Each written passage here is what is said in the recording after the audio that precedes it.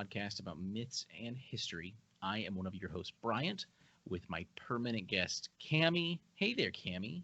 Hey, Bryant, how are you? I'm doing okay.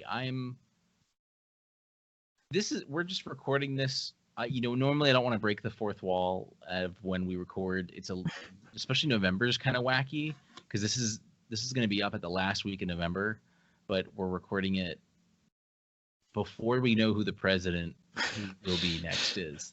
I'll just say that we're in the middle of that. So this will be really refreshing, hopefully, when I'm listening to this in 2 weeks when I'm mixing it and getting it all prepped and pretty, and I'll listen back and be like, haha, I was so worried over nothing. Or, other feelings. Do you think we'll know the president by the time this comes out? Because I'm not sure. Who knows? God. Well, everyone, welcome. You'll notice if you've been listening this November, it's it's just me and Cammy, no special guests. We've had some really fantastic episodes this month. If you haven't checked them out, we had our resident Irish representative, Debbie, on earlier, and we had a gentleman, remind me his name? I'll cut this to make it so I didn't forget. Rob's Olson. Thank you, Rob's talked about koi fish from his podcast, The Aquarium Guys. Those were both really, really fun episodes. So please check out Rob's and then check out Debbie's if you haven't. So this, though, is a good old-fashioned episode. Me and Cammy, what we do is on Mythstorie, we like to discuss mythology and history. Cammy will traditionally give a story, and today we have a wonderful original, as we've had a few in the past. And then I will kind of head a discussion where we talk about some of the sources, the facts, and things like that. Well, this one is a little interesting because it's not. I was joking to myself because I do that. This is our third Jack, Cammy. So we've discussed 2 Victorian era Jacks, Spring Hill Jack, which was awesome, and Jack the Ripper very recently last month. And this time we're talking about Jackalope, the mythological rabbit. Yeah, isn't that great? Our third Jack. Like that's his last name, Alope. Right, yeah. Jackalope. So, yeah, the Jackalope, fun myth, creature thing. Not even a cryptid. It's not real, guys. It's not real. I'm sorry. Or is it? Myth busted. Yeah. But this actually might be more real than I don't know, Nessie or no Christian meddling in this one. But it is a really fun story, and I'm aware of it. Jackalope is basically a rabbit that has antlers essentially. It's as Wikipedia puts it, it's a portmanteau of jack, rabbit, and antelope. I mean, which is obvious, but I never thought about it or read those words in succession. So yeah, it's a fun story, and there isn't a lot of crazy experience, Mothman style for this. So Cammy, please regale us with your original story. Okay. I used the website, and I would say it is, if I can find through my election results, it is the website for this, cityofdouglas.org, and the legend of the Jackalope. 5:02 a.m. My alarm won't go off for another 58 minutes, but I can't sleep. My feet hit the cold floor, and my dog, lazy as he wants to be, bounds up. I fix his breakfast and mine while the coffee brews. Not that I need it. 12-year-olds don't usually drink this stuff, and I'm wide awake anyway, because today is jackalope season. My brother fumbles into my front door, his warm hunting hat askew, his hands practically shaking. My father had been hyping us up all night with stories about how he shot a jackalope when he was our age. We only have 1 day a year and 1 hour of that day to hunt. He calls out to me in the darkness of my parents' living room. In the kitchen. He comes in, full of happy. We've got a buyer for the horns. Mr. Tomlinson at the corner store said he wants the head when we bag him, he says. We haven't even left the house yet. Plus, I thought you said they were worth more alive on account of the milk. He grunted and sat down at the table. I made him a plate of eggs, and we ate in relative silence. I know he said the milk was worth more. I know it. Plus, in the 5 years we've been doing this, we've never even seen one. We finish breakfast and walk out into the nearly melted snow. It's a custom for jackalope hunters to sing cowboy songs as they walk, on account of jackalopes being unable to control their desires to sing tenor along with the people. My brother pulled out a bottle of whiskey he stole from my father's liquor cabinet and started to pour it along the path behind us. Jackalopes can't resist the stuff. Part of me wondered that if we did catch one and managed to keep it, if the amount of whiskey it would require to keep us safe from being gored would be worth the price we could fetch for the milk. And it certainly wouldn't be if Mom caught us with the stuff. Look, it's a nest, my brother said as he walked into the woods behind the cabin. It wasn't a nest. That's not a nest, I said back to him as I picked up the pace to follow him more closely. Yeah, it is, look. He pointed to several eggs sitting on top of a pile of straw. That's a chicken's nest. Jackalopes lay colorful eggs like candy. Oh, that must be one of the chickens you got out of Dad's coop last month. Yeah, it must be. We walked further into the woods. We only had 40 minutes left. We had to cover some ground. So we walked and sang. Then suddenly we saw it, a gleaming white body close to the ground, but too big to be a rabbit. Both of us stopped dead. It spotted us, and the chase was on. I'd never seen something so fast in my life. We ran full force into the woods, branches scratching our hands as we followed it. We thought we lost it for a minute, but my brother spotted it, and we kept running. Fear filled both of us because it could corner us. We might be done for. Those horns are like razors. Finally, we hit a clearing. Out of breath, we could hear laughing in the distance, and my father appeared, fishing pole in hand. There was no water around, so we both just stared in confusion. He was holding something in his other hand. We walked closer, still breathing heavy. You boys look like you've seen a jackalope. Such an elusive creature. He held up what looked to be a stuffed animal with horns. Don't worry, boys. I got him for you. He threw the toy at our feet and laughed heartily. My brother and I exchanged confused glances until finally my father fessed up. It was me. I tied him to this fishing pole and started to reel him in when I heard you near the clearing. You boys run fast. That's not fair. You had us chase a stuffed animal? The time's almost up. We can't get one now. My brother looked to be close to tears. Oh, there's always next year. Now let's go take a walk. I'll show you how to spot them. You know, the milk is more valuable than the horns. But I'm not sure if it's worth all the money you'd spend on whiskey to keep from getting gored. Maybe we can find a nest and raise one so it's not so mean, my brother said. Well, I don't think there's any rule against keeping eggs. Let's look. A broad smile swept across my father's face. We all agreed and followed further into the woods in search of our elusive prey. That's so funny. I love that. That's a great, like, encompassing of, all right, so no, jackalopes aren't real. It's not something that's really been around for very long either, as we know it. In fact, I had to kind of look it up too, because I'll just get into it a little bit more. But the 1930s is essentially where this sort of is originated from, or is credited with. But the word jackalope, Merriam-Webster Dictionary Online and a few other little sources talk about that it's the known use and recording of jackalope wasn't until the 1950s. So even in the 30s, there's this guy Douglas Herrick who is who has the first confirmed, air quotes, jackalope in 1932. He says he found a dead one sprawled in his shop, but it's reported. This was an article from thewire.com that it was just one that died near some horns, and then this dude taxidermied it up. So 1930s, this happens, but the 50s is when it comes. But it's the Western United States is where it's kind of reported. So yeah, you totally could imagine some kids going jackalope hunting in I love the milk is the thing. Get the milk. So yeah, I'm trying to think. I bet you it was some cartoon or something. That's where I first heard of them. And it's really funny. There's two aspects when you're kind of looking into them that is really interesting, and that's the real kind of cause and most likely what helped this myth kind of become as pervasive as it is.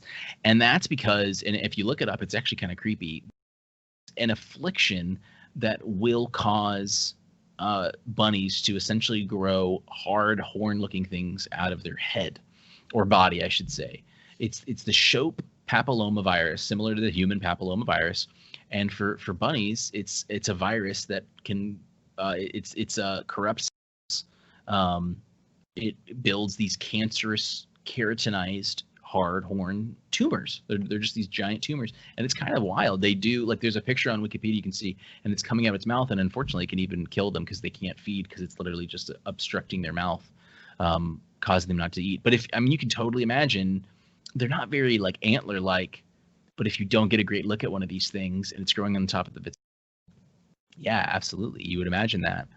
And horned rabbits actually have kind of some deeper roots. Talks about a 13th century Persian work that depicts a rabbit with a single horn, like in a unicorn kind of way. So it maybe this was inspired by this papillomavirus, happening there, and things like that. It's kind of interesting too. There's been a few other things throughout time.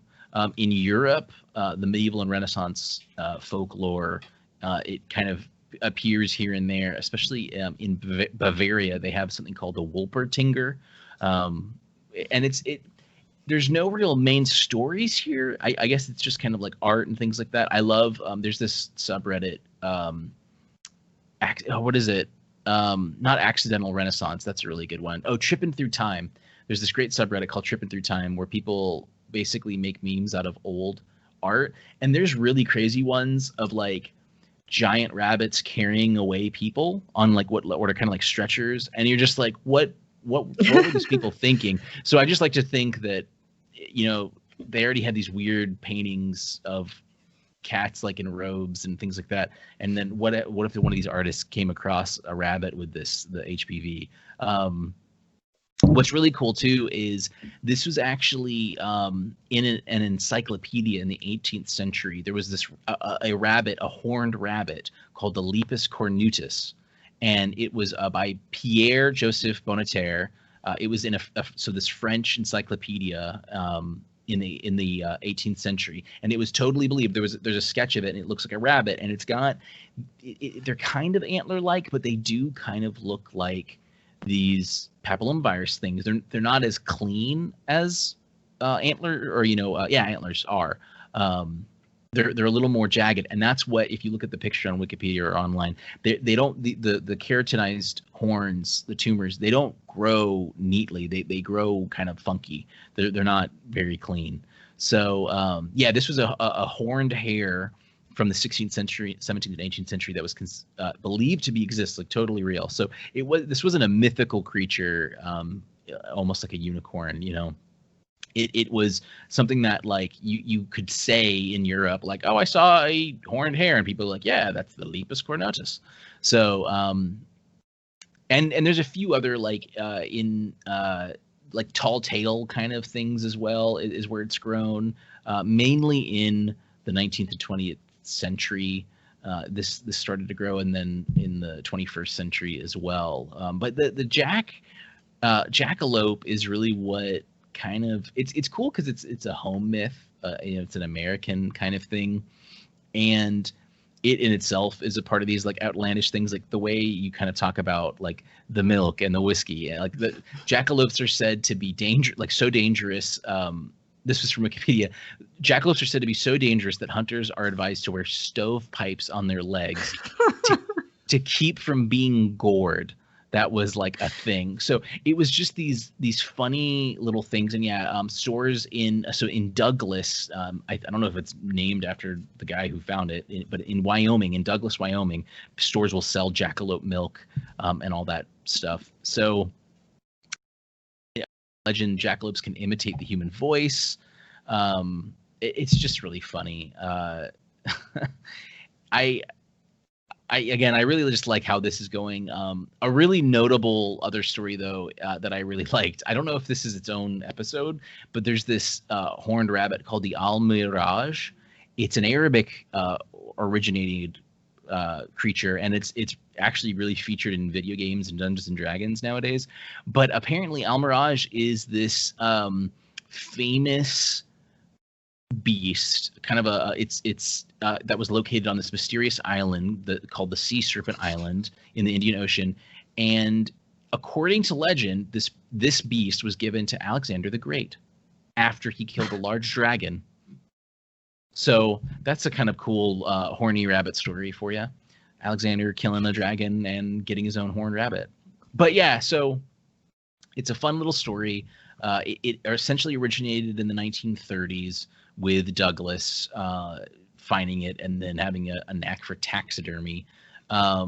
It's really attributed to like the West, and the New York Times also attributes it to Douglas Herrick. Their story talks about Douglas and his brother when they were teenagers going on a hunting trip for jackrabbits, and they threw the carcass into a taxidermy store of this rabbit, and then it landed right next to some deer antlers, and they were like, "Ding, money time!"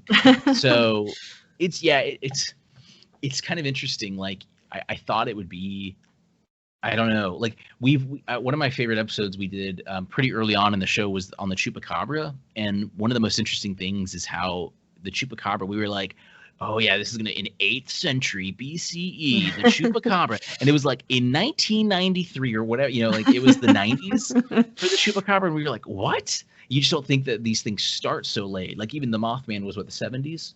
Right? Sure, yeah. So it's really funny, but no, the jackalope. I mean, the jackalope, it's got some roots to it, but it's just this funny capitalist thing, like almost. It reminds me of the Yeti when we talked about the Yeti too. I know I'm just kind of bouncing from episode to episode, but the source that I used talked about the guy who went to Tibet, right?